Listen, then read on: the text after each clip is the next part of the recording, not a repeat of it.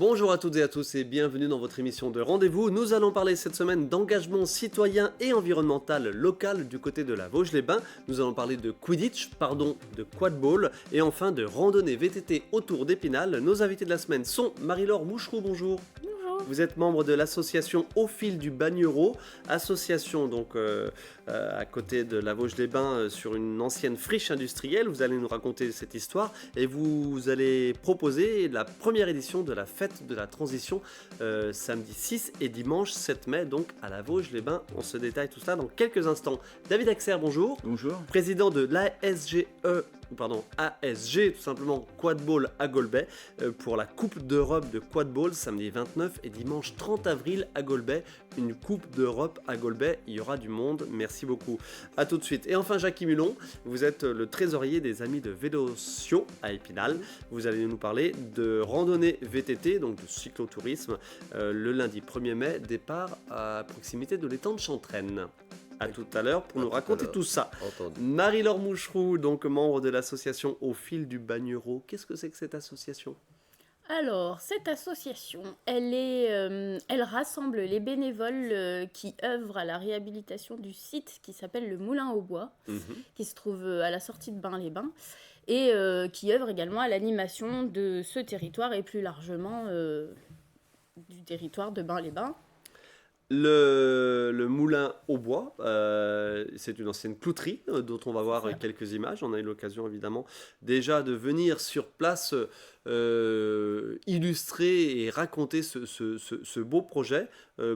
Donc réhabilitation, nouveau lieu d'animation, avec plein de choses à faire autour évidemment de l'énergie, autour de la dynamisation économique et sociale de ce secteur de la Vosges.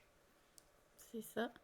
Le Moulin au Bois, c'est aussi un ancien village qui a accueilli jusqu'à 100 habitants dans ses années florissantes. Ouais. Donc, c'est un village aujourd'hui totalement vide. Enfin, je suis le seul habitant avec ma famille. Avec votre famille. Voilà. Et donc, l'association, elle œuvre à redonner vie et à développer des projets, accueillir des porteurs de projets également.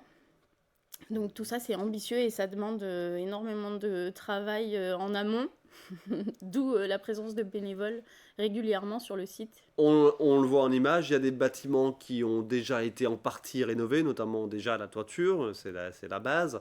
Il y a encore énormément de choses à faire. Hein.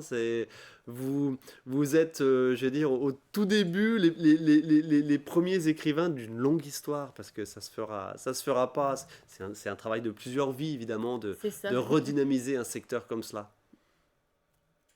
Vous êtes au début d'une grande histoire. C'est ça, au début d'une grande histoire. Donc, à l'heure actuelle, il y a la production d'énergie verte qui a commencé. Donc, il y a quelques années, l'installation de panneaux photovoltaïques en amont sur le site de la Tréfilerie. Donc, c'est à 3 km du Moulin au Bois.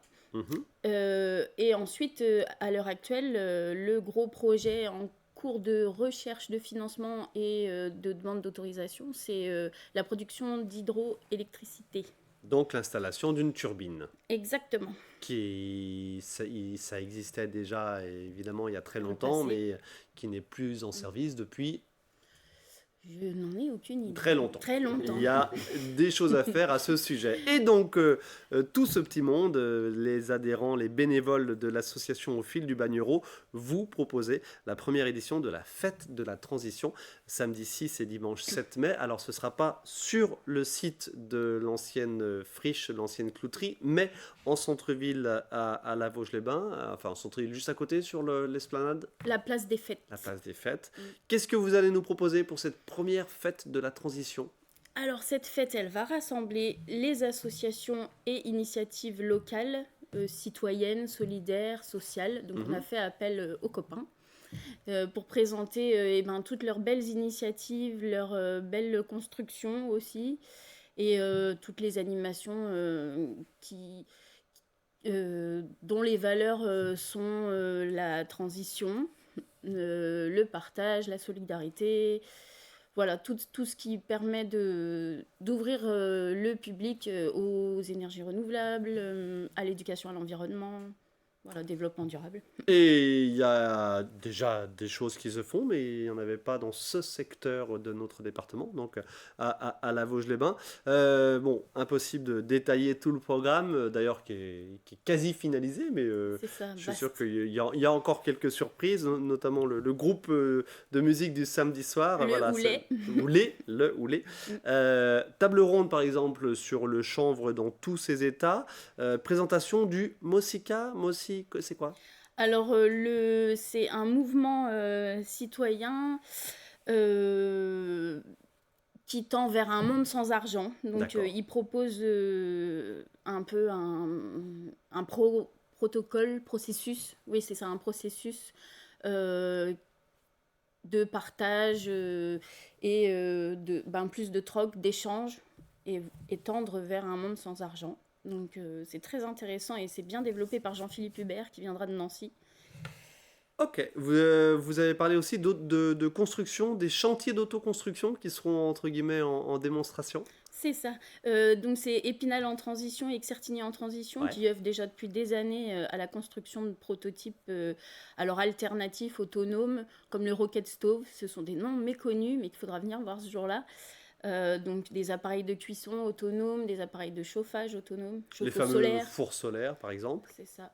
Marmite norvégienne. Il y aura aussi un vélo sur lequel on invitera les participants à pédaler pour comprendre comment fonctionne l'énergie et comment on dépense quotidiennement. Ok. Escape game pour les enfants, des expositions, jeux de la monnaie, c'est quoi? Ça rejoint les circuits de paiement alternatifs? C'est ça, c'est un groupe qui s'appelle la June 88 qui vient proposer donc ce stand de présentation de cette monnaie locale. Mhm. Et donc le jeu de la monnaie qui présente le fonctionnement habituel avec l'argent, le troc, le don et les monnaies locales et virtuelles. Donc c'est des petits jeux de 10 minutes x 4.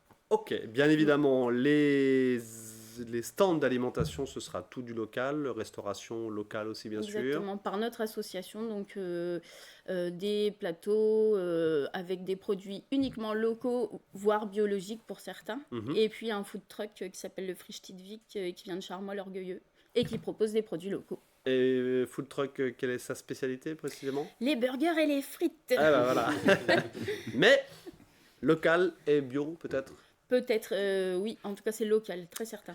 Allez, merci beaucoup. Marie-Laure Moucheroux, donc membre de l'association Au fil du Bagnereau, donc pour cette première fête de la transition, samedi 6 et dimanche 7 mai à la Vosges-les-Bains, donc en centre-ville. Mais on suit de près, bien sûr, l'actu de votre association et des actions qui sont qui sont réalisées sur l'ancienne clouterie, donc du Moulin au Bois. Merci beaucoup, Merci. Marie-Laure Mouchereau. Donc on se retrouve sur le terrain samedi 6 et dimanche 7 mai. David Axer, tout autre sujet, on va parler de quadball. Alors j'ai dit Quidditch en introduction, c'était une petite pique volontaire, parce qu'en fait il paraît qu'on ne parle plus de Quidditch mais de quadball. Ouais, effectivement, on parle maintenant de quadball. C'est un sport qui évolue constamment. Et aujourd'hui, il prend sa propre identité pour passer à quadball. Et vous allez proposer, alors non pas une manche, mais la Coupe d'Europe, donc samedi 29 et dimanche 30 avril à Golbet. Coupe d'Europe, ça veut dire qu'il va y avoir des équipes qui vont venir de toute l'Europe jouer au Quidditch, au quadball, à Golbet. Quelle division? Alors, la division 2, Ok. donc ça représente 400 athlètes, 12 nations et 24 équipes. Donc, énormément de monde et d'équipes. Ça va être vraiment un beau spectacle, en tout cas. Et un beau spectacle et du bon niveau sportif, Du j'imagine. bon niveau sportif, ça va être... Oui, c'est très intéressant, même quand on n'est pas initié à ce sport-là. Ouais. C'est franchement intéressant à voir. C'est du sportif de haut niveau maintenant qu'on a sur les terrains. C'est quand même le seul sport à cette heure-ci qui est obligatoirement mixte et de contact. Donc, ça va être intéressant. Évidemment, tout le monde connaît Harry Potter. Les années passent et on se détache. Vous détachez de l'univers d'Harry Potter. Petite explication quand même, si je peux me permettre, sur le jeu en lui-même. Allez, vous avez 1 minute. Allez, le jeu en lui-même. Alors, c'est des équipes de 7 joueurs en fait qui vont s'affronter pour marquer le plus de points possible à l'adversaire. Sur ces 7 joueurs, on se reconnaît sur le terrain, on peut le voir sur les images grâce à la couleur de nos bandeaux. un gardien bandeau vert qui va défendre ses anneaux, qui va jouer avec des poursuiveurs bandeau blanc. Ces 4 joueurs-là jouent avec ce qu'on appelait le soif, donc une balle de volley, ni plus ni moins, pour marquer les points. Ouais. Pour aider notre équipe à avancer sur le terrain, ou au contraire pour empêcher l'équipe adverse d'avancer vers nos anneaux, on va avoir 2 batteurs par équipe qui vont jouer avec des balles de dodgeball. Le but, c'est de jouer un peu comme à la balle au camp, d'aller toucher les joueurs adverses pour les éliminer. Élimination temporaire, parce que quand on est touché, on descend de notre balai, on retourne à nos anneaux, on touche nos anneaux, on revient en jeu. Alors il y a beaucoup de stratégies, comme ça paraît très simple, mais il y a énormément de stratégies sur le terrain. Très simple, je ne sais pas si c'est vraiment le terme. J'ai senti Jackie Mulon un petit peu perdu là. Jackie, interro surprise après sur le quad-ball, attention. Hein. Et puis évidemment ce vif d'or. Alors ce vif d'or, oui, effectivement, qu'on appelle aujourd'hui le flag. Donc c'est un joueur la personne en jaune avec un petit truc qui pend dans le dos. Hein, le petit pont, la petite balle accrochée derrière lui. Et donc ça va être notre 7e joueur, donc bandeau jaune, qui lui va devoir aller attraper cette balle-là. Le porteur du snitch, le flag, a droit à tous les coups, il n'a pas de balai, il n'a pas de handicap, et la prise doit être propre. À ce moment-là, le match s'arrête ou pas, ça va dépendre. Si par exemple mon équipe fait le catch, donc saisit ce fameux pompon, là, cette fameuse balle, soit on est en retard sur les points et on demande une prolongation de match avec un score cible, donc le score le plus haut, plus 30 points, soit effectivement je suis en avance sur les points et en plus on fait le catch, donc le match s'arrête, on a gagné. Vous savez qu'heureusement qu'il y a le replay, hein. Ça, on va pouvoir vous réécouter plein de fois. Voilà. Après, je caricature bien évidemment. Alors, non, dit comme ça, soyons honnêtes. Ça paraît un petit peu compliqué, mais c'est super agréable à regarder et c'est très divertissant. Tout à fait. Et ce qu'on va proposer sur le tournoi, un terrain d'initiation. Donc vous pourrez venir voir les matchs et en plus vous pourrez venir essayer d'apprendre les règles de base en tout cas pour comprendre un petit peu ce qui se passe sur le terrain. Vous êtes très impliqué sur le quad-ball au niveau vosgien, au niveau lorrain. L'équipe lorraine, c'est les Alérions ? C'est les Alérions. Voilà. Et comment se porte-t-elle ? Quel niveau ?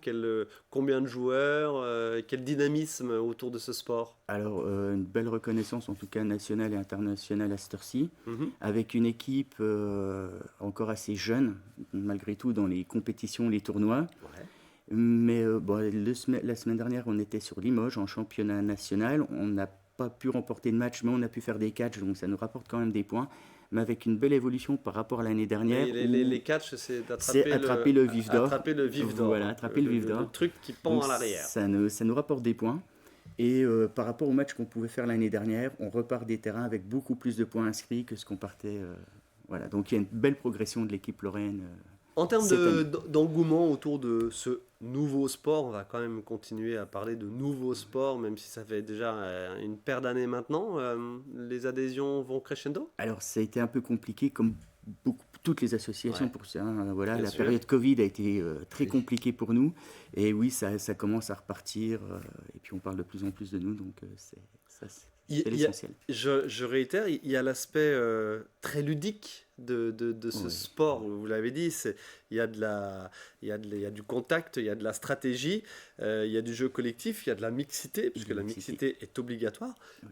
Ça reste ludique. Mixité, parité, inclusivité, ça c'est des valeurs qu'on défend dans cette discipline-là. Et oui, c'est extrêmement ludique. Enfin, puis il y a l'ambiance aussi des matchs qui est impressionnante, voilà, c'est vrai que sur le terrain, on s'affronte, ça peut être assez costaud.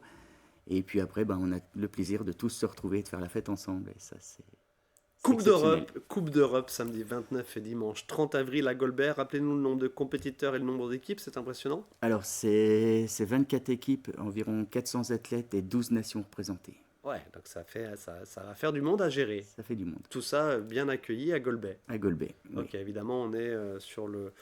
Sur la LE Doyen, enfin le complexe sportif, la U du Doyen, rue du Fort à Golbet. Alors que les précédents, au début de vos épreuves, vous les faisiez sur le terrain à côté du collège Louis Armand. Voilà, c'était pour les petits tournois amicaux qu'on peut faire sur le secteur, c'est à côté du collège Louis Armand. Ouais. Et là, donc la mairie de Golbet met à notre disposition, et merci à eux, tout le complexe sportif, la U du Doyen, parce que les 3 terrains de foot vont être pris. D'accord. Donc nous, c'est 2 terrains de quad-ball par terrain de foot, donc ça fait 6 terrains de quad-ball pour cette compétition-là. Okay. Tout le terrain de pétanque va être pris parce qu'on a quand même beaucoup d'animations, terrain d'initiation, structures gonflables, des food trucks, des buvettes sur place. Enfin, il y a énormément d'animations autour de cet événement-là. Et voilà, quoi. Enfin, ça va être là-haut, à la Haye-le-Doyen. Toute la Haye-le-Doyen sera pris par cet événement. Tout le secteur, pendant tout un week-end, C'est tout bien le ça. secteur de la Haye-le-Doyen, donc à l'ouest de Golbet, qui vivra au rythme je vais le dire encore, du Quidditch. Oui. Aujourd'hui, quadball. Voilà, comme ça, on le saura pour l'année prochaine. Au fil des ans, on va oublier le mot Quidditch. C'est ça. Pourquoi se détacher du Quidditch d'ailleurs? Eh bien, tout simplement parce que c'est une discipline qui évolue énormément. Ouais. Et qu'à cette heure-ci, on rencontre sur les terrains quand même beaucoup plus de sportifs qui aiment ce sport-là. Et la référence à Harry Potter. La référence d'Harry Potter, on commence à l'oublier parce qu'on n'a plus de Potterhead, on n'a plus de fans d'Harry Potter, quasiment plus sur les terrains. On a vraiment du sportif. Donc on en arrive à un point qu'il faut prendre notre propre identité. Potterhead. Potterhead, ouais. Potterhead. Potterhead, hein, oui, Potterhead, les fans d'Harry Potter. Voilà, je ne suis pas très fan non plus, mais bon. Allez, on sait tout. Merci beaucoup, Merci. David Axer. Donc, rendez-vous à la Haye-le-Doyen pour cette Coupe d'Europe de quadball samedi 29 et dimanche 30 avril. Vous l'avez compris, un gros événement avec une bonne ambiance pour aussi et surtout les non-initiés, bien évidemment. Merci beaucoup, David Axer. Jackie Menon, trésorier des amis du Vélocio. Allez, je savais plus trop. Le club de cyclotourisme donc d'Épinal. Alors, on précise tout de suite, il y a les amis de Vélocio et puis il y a le Vélos Club qui lui est plus orienté sport. Hein. Oui, et donc c'est pas la même fédération. Nous, c'est la Fédération française de cyclotourisme. Et Vélocio Club, c'est Fédération française de cyclisme. Et donc, ils sont voués à la compétition, eux. Ils s'entraînent et ils entraînent des jeunes qui vont devenir théoriquement des compétiteurs. Et puis, quand ils seront un peu plus âgés, pardonnez-moi de cette petite remarque, ils vous rejoindront pour faire du cyclotourisme ou du cyclosportif. C'est cyclotourisme. Cyclotourisme, ok. Allez, le lundi 1er mai, donc vous organisez, vous proposez 3 randonnées VTT au départ de l'étang de Chantraine. 4 randonnées, pardon. 4 parcours, 15 km, 23 km, 33 km et 42 km. Donc là, on est sur du VTT uniquement? VTT, oui, uniquement. Ok, et vous allez tourner vers où? Alors racontez-nous, j'ai pas les parcours en tête précisément. Alors, on tourne, évidemment, puisqu'on démarre aux étangs de Chantraine, donc on va sur Olima, on va aussi vers Saint-Laurent, oui, on tourne sur Saint-Laurent, Benavo aussi, et puis on retourne évidemment vers Bouzet. Ok. Donc on arrive à faire des parcours relativement longs ou courts, suivant les... Combien de participants attendus? Alors, c'est complètement variable, nous. On est suivant le temps. Ouais, c'est vrai. Suivant peut-être la publicité qui sera faite. C'est tout d'abord, il n'y a pas de chronométrage, hein, c'est convivial. Le parcours, si on commence par le parcours le plus long, il est quand même un petit peu sportif, sans exagérer, mais il y a quand même des côtes assez raides, etc. Mhm. En revanche, on essaye de ne pas mettre des descentes trop dangereuses pour éviter les accidents, quoi. C'est pas de la descente comme quand c'est de la descente pure à la Bresse. Certes. On est sur de la randonnée VTT. Voilà, on est sur de la randonnée VTT, conviviale aussi, puisque c'est agrémenté de ravitaillement. Hein, donc les gens aiment bien, ça discute beaucoup. Et ensuite, on a aussi, maintenant, on est bientôt obligé de se plier à ce qui arrivait, pas mal de vélos électriques qui viennent. On va voir quelques images de cyclotourisme de façon un petit peu globale, pas spécifique VTT, pour illustrer évidemment ce dynamisme autour du vélo. Vous le ressentez dans votre club au niveau des adhésions, au niveau des demandes? Vous avez organisé il n'y a pas très longtemps la bourse du vélo là, au collège Clémenceau, qui a très bien marché. Oui, bon, malgré d'autres organismes comme le Bon Coin, etc., on a quand même... surtout que les gens qui viennent, c'est pour trouver des vélos pas chers, pour les enfants aussi, c'est comme ça, ils achètent une année, avant de l'autre l'année d'après, ils rachètent quand les enfants grandissent. Donc, puis c'est intéressant, on discute vélo avec tous les gens qu'on rencontre, on se transforme un petit peu en vendeur. La ville aussi se transforme petit à petit. Quand je dis la ville, là, c'est évidemment pour le centre-ville d'Épinal, mais toutes les communes ont des travaux d'aménagement autour des pistes cyclables, etc. Il se passe quelque chose en ce moment? Alors oui, il se passe quelque chose autour du vélo. C'est sûr que pour nous qui pensions que aller vers un déclin, finalement, on a l'inverse maintenant qui arrive. On a des nouveaux adhérents. On a notamment aussi ouvert, des collègues du club, une section VTT pour les enfants qui vraiment marche très bien, hein. Et Mhm. on a atteint peut-être il y a 40 adhérents actuellement, il y a même eu un peu plus parce que ça vient avec les jeunes.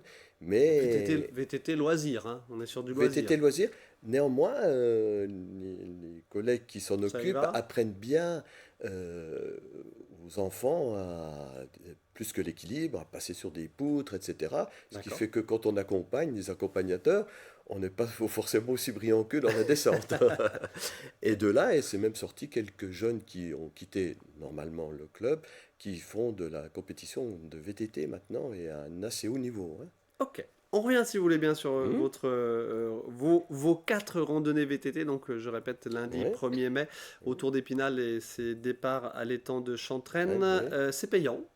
Oui, alors, il y a une inscription pour tout le monde de 8 euros, sauf les gens qui ont moins de 18 ans, D'accord. hein. Donc tous 8 les euros, enfants, moins de 18 ça ans. inclut notamment une petite collation et des Euh, ravitaillements, j'imagine? ça inclut 2 ravitaillements, plus ça à l'arrivée, 3. Donc on Ok. est relativement généreux à ce niveau-là. Le but, c'est quand même de faire bien connaître de la région, d'avoir plus de convivialité. Donc c'est pas un but financier. Et on est bien sur une sortie tranquille, hein, une Oui, oui, sortie oui, oui, oui, notamment oui, oui, oui. famille. Voilà, le premier circuit, il est à 15 km. Alors 15 kilomètres justement, ça permet aux enfants qui savent quand même un peu faire de vélo, on Un va dire petit vers peu. 7 8 ans, dans ces 15 kilomètres, on y a mis quand même 2 côtes. Hein, une côte qui va vers Notre-Dame-des-Trois-Vallées et puis une autre côte qui va vers la route de Renauvoid. Bon, dit comme ça peut peut-être paraître un petit peu beaucoup pour ceux qui font juste du vélo en centre-ville ou autour de la maison ou autour du quartier. Mais Mais il y a l'aspect, il y a le côté un peu émulation et groupe qui voilà, fait qu'en voilà. fait on est emporté quoi. Oui, oui, et On se laisse emporter. généralement les gens sont assez satisfaits, je veux dire, des parcours, pas trop durs, mais un petit peu plus durs que ce qu'ils feraient tout seuls, quoi. Voilà, hein.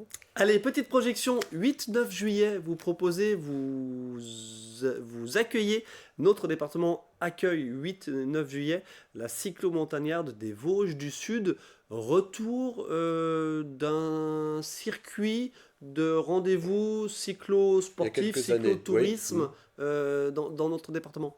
Oui, oui. On remet ça au goût du jour. Alors on l'a fait dans le temps, j'ai plus tout à fait les dates, mais on l'a fait. Ça partait de Saint-Dié, même quelquefois ça partait aussi de Mulhouse. D'accord. Et là, donc, depuis surtout qu'il y a eu la semaine fédérale de 2018, petit à petit, À Épinal à et Épinal, alentour, bien sûr. et qui a été quand même un gros succès. Et depuis cette semaine fédérale, avec tout le bénévolat qu'on a pu avoir, on a décidé d'essayer de refaire ce qui se faisait dans le temps. Donc, ça se fait donc maintenant sur 2 jours ou une journée, hein, et donc avec accueil, avec aussi de quoi dormir, etc. Tout est organisé. Et évidemment, ce qui est à la journée, c'est quand même une sortie cyclotouristique, parce que ça leur permet de visiter les Vosges, mais c'est quand même assez difficile, hein. On est sur près de 220 km. Et surtout 4200 de dénivelé. Par contre, ils vont faire une grande partie des cols vosgiens. Et il y a d'autres parcours, Voilà, on aura l'occasion de voilà. d'y revenir. Alors, dès que Il vous y a en d'autres parlerez, oui. parcours, 104 km, 75, Voilà. 115, 81 ou 30 et 65 km. Allez, on arrête là pour l'instant, mais c'est intéressant puisque ça fait venir des cyclotourismes de toute la France dans le massif des Vosges. Et puis vous allez également, l'idée c'est aussi de découvrir, c'est des propositions qui sont faites dans chaque massif montagneux de Voilà. France. En France, ouais. Merci beaucoup Jackie Mulon, donc randonnée VTT, je répète, de 15, 23, 33 et 42 km, proposée le lundi 1er mai, premier départ à 7h30 et on peut partir jusqu'à 11h30. Et on attend que tout le monde soit revenu, il n'y a pas de précipitation, hein, on attend tranquillement, voilà. que tout le monde avec soit un départ donc autour de l'étang de Chantraine. Merci beaucoup Jackie Mulon, à très vite. David Axer, vous nous avez parlé donc de la Coupe d'Europe de quadball, le samedi 29 et dimanche 30 avril à Golbet. Allez-y, a priori il devrait y avoir une sacrée ambiance, en tout cas plusieurs centaines de compétiteurs, on l'a bien compris, et c'est un aspect très ludique évidemment de ce sport, ex-Quidditch. Et Marie-Laure Mouchereau, donc rendez-vous samedi 6 et dimanche 7 mai à la Vosges-les-Bains pour la première fête de la transition proposée par votre association, donc dans laquelle vous êtes membre, l'association Au fil du Bagnereau. Merci beaucoup à tous les trois, à très vite sur le terrain. Merci. Merci à vous de votre attention, on se retrouve la semaine prochaine pour une nouvelle émission.